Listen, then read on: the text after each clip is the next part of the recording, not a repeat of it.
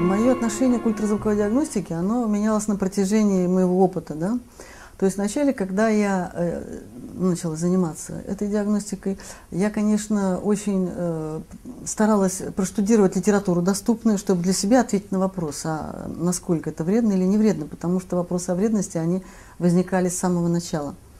Но во всей доступной литературе говорилось, что все безвредно, никакого вреда абсолютно. И, в общем-то, я на этом, так сказать, успокоилась.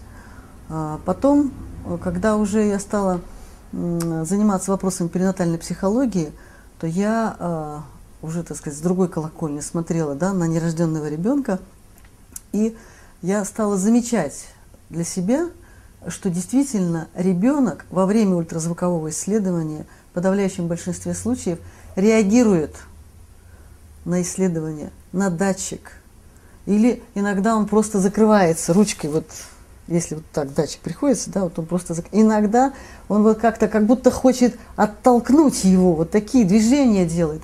Иногда он старается куда-то в сторону забиться, особенно это очень выражено на ранних сроках, когда большое пространство, и ребенок сам небольших размеров, он может перемещаться внутри полости матки, то он действительно убегает от этого датчика. Ну и сегодня, когда я понимаю, что, в общем-то, вся Вселенная – это сплошные вибрации, и когда человек – это тоже вибрации, то реально вопрос серьезный. Если материя нашего тела – это волны, да, ультразвук – это тоже волны, а как эти волны между собой взаимодействуют – вопрос открытый.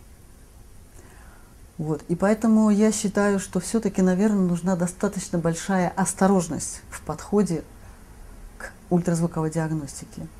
Во-первых, мы знаем, что формирование всех внутренних органов и систем ребеночка, да, ну, где-то происходит до 12-недельного срока.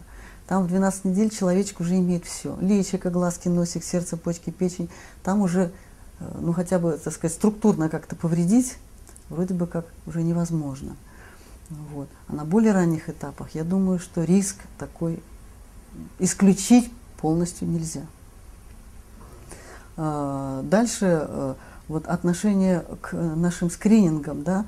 У нас есть министерский приказ, и такие же, в общем-то, как бы сказать, установки есть и в других развитых странах, что необходимо исследовать женщину беременную трижды: в первом триместре, во втором и в третьем. Какую задачу ставит эта ультразвуковая диагностика на первое место? Выявление врожденных пороков и ликвидация этой беременности, прерывание ее на том сроке, на котором устанавливается диагноз. Ну, сама по себе задача, она, в общем-то, скажем, вызывает много вопросов. Да? Насколько морально убивать ребенка за то, что у него что-то сложилось не так, да еще это не доказано, это только УЗИст увидел, да? А на самом деле, когда ребенок родится, иногда бывает, что не подтверждается. Вот. И поэтому я считаю, что вот эта цель, она не оправдана. И я считаю, что нет необходимости так много исследовать беременных женщин. Но нужно ли исследовать вообще или не нужно? Это очень тоже серьезный вопрос. Некоторые женщины прибегают на УЗИ по 5, по 6, по 8 раз, чтобы узнать пол ребенка. Это, я считаю, безумие, конечно. Это женщина, ну, не понимает, что делать, да, не ведает, что творит. Ну, вот.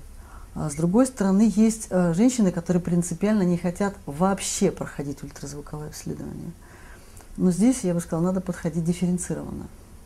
Если женщина абсолютно молодая и здоровая, если у нее первая беременность, не было ни абортов, никаких гинекологических заболеваний, ничего не было, в принципе, почему нет? Ведь до появления ультразвуковой аппаратуры жили и рожали, и все было нормально, да? Вот. Поэтому я считаю, что в такой ситуации, если мама не хочет делать УЗИ, то это ее право, это ее выбор. Вот. В том же случае, если что-то, какие-то, скажем, ну, предрасполагающие моменты, которые могут стать причиной каких-то осложнений, какой-то патологии, все-таки лучше посмотреть. Но посмотреть лучше уже не в ранние сроки, а ближе к родам. Например, предположим, женщина там сделала по глупости 3 аборта, а потом решила рожать, да? Что бывает после выскабливания матки с плацентой? Да? Она может прикрепляться неправильно, она может прикрепляться либо слишком низко, либо даже в области внутреннего зева, то есть выхода из матки. Да, и тогда в родах могут быть очень тяжелые осложнения. Такая картина прилежания плаценты, она иногда бывает бессимптомной. И выясняется все, когда начались роды, и выясняется, потому что началось сильнейшее кровотечение. Да? Ну вот такие вещи предупредить легче, чем лечить. Поэтому я считаю, что все-таки разочек посмотреть неплохо бы, но именно уже когда, поближе к родам. Потому что плацента еще обладает интересным таким свойством, которое назвали миграция плаценты. Но миграция это в кавычках, конечно. Я очень часто встречала варианты. Женщина идет на УЗИ, ну, предположим, в 20 недель, да? Доктор смотрит и пишет ей низкая плацентация, то есть расстояние от нижнего края плаценты до шеечного канала очень маленькое. И сразу женщина: у меня что-то плохо, да, у меня что-то ненормально. Она начинает нервничать, и нервничает. А потом ей назначают третье ультразвуковое исследование, там, недель в 30, там, 35. Она приходит, смотришь, а там плацента находится достаточно далеко. Достаточно для того, чтобы нормально раскрылась шейка и нормально прошли роды. И начинаешь ее успокаивать. Да никакой у тебя низкой плацентации нет, у тебя все на месте. Плацента передвинулась, в кавычках. Она, конечно, не передвинулась, но матка-то растет, растягивается, и расстояние увеличивается. Нужно было ей столько времени, да, там, с 20 до 30 недель, почти 3 месяца, жить как на электрическом стуле. Что происходит с нервами ребенка? Ничего хорошего. А зачем все это нужно? Да? Поэтому я и говорю, что если уже делать УЗИ чисто профилактически, чтобы убедиться, что все хорошо, то делать его нужно как раз уже поближе к родам. И тогда таких проблем не возникает. Бывают ли ситуации, которые действительно нужно разрешить и как можно, так сказать, раньше? Да, конечно. Иногда бывает такая картина: приходит женщина, а живот огромный, он не соответствует сроку беременности теоретическому, да? Какие там могут быть варианты? Там может быть двойня, а то и тройня, да? А может быть многоводие. Двойню лечить не нужно.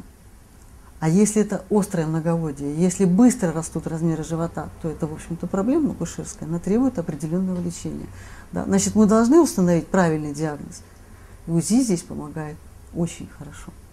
Или, например, когда у женщины случается во время беременности, начинается кровянистое выделение.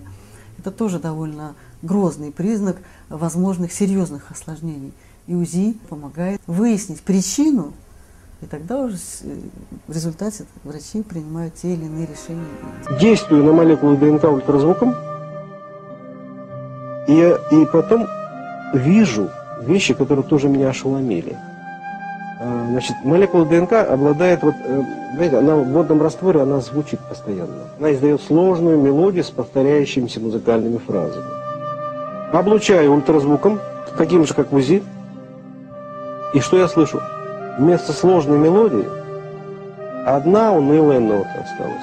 Это означает, что мы с помощью ультразвука стерли огромный пласт информации с молекулы ДНК, который реализовался через звук. И тогда я подумал: боже мой, а у нас нет здоровых детей. На земном шаре нету здоровых детей. Потому что все они, за исключением диких племен, проходят УЗИ.